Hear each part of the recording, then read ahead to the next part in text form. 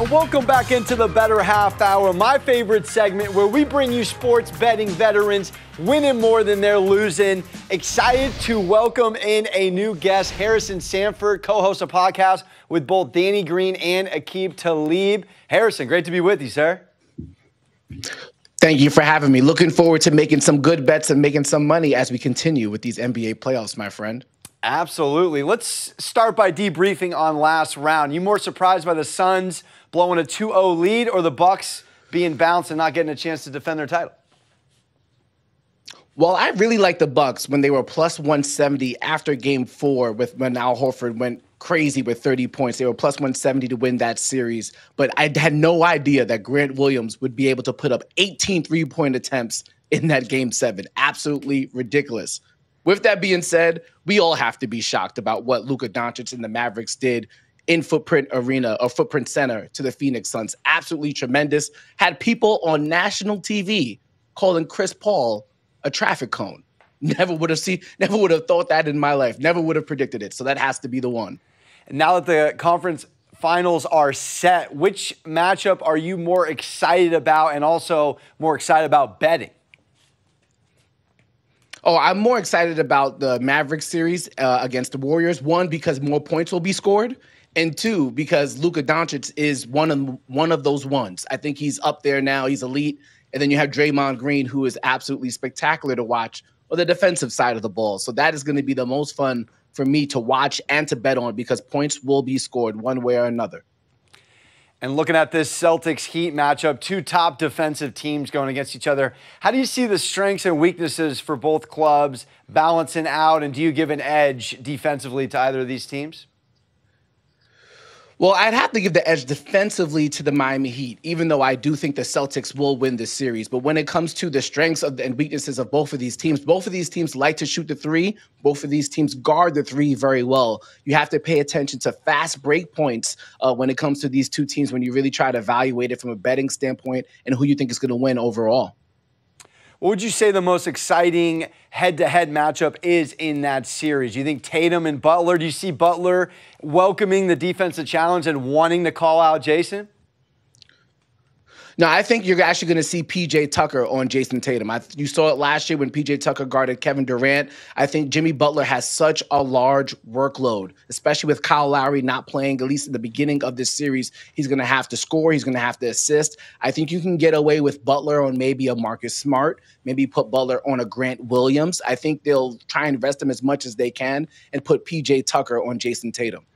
You know, Boston's got a little bit of a losing streak here in the conference finals. They've lost 4 straight, 2 of those to the Heat, most recently in the bubble. Do you think they break through and get to the finals?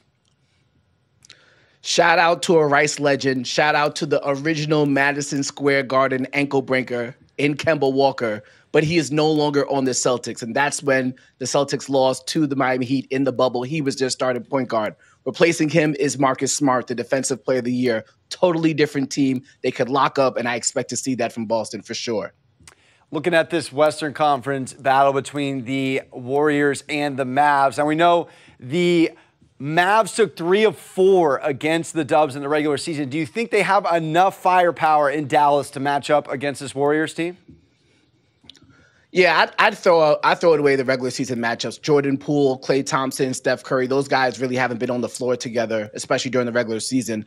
I do think they have enough because, again, Doncic is one of them ones, and he controls the pace of the game. Everything moves at his speed. I think they have enough. You couldn't put money in my pocket to bet on it, but I do think they have enough. I would not be surprised if the Mavericks pulled this off. From a defensive point of view, how do you see this Warriors team trying to slow down Luka? Do you think they're going to put Klay on him predominantly? Do you think they're going to go a little bit of a platoon swap and throw a few guys at him?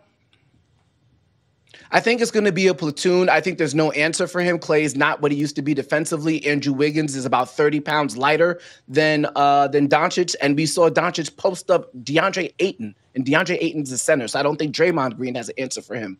If I'm the Golden State Warriors, let Luka do what he does. Just don't let him have 10 assists. If he's going to score 40, he scores 40. But if he has 35, 10, and 8, then they're really in trouble.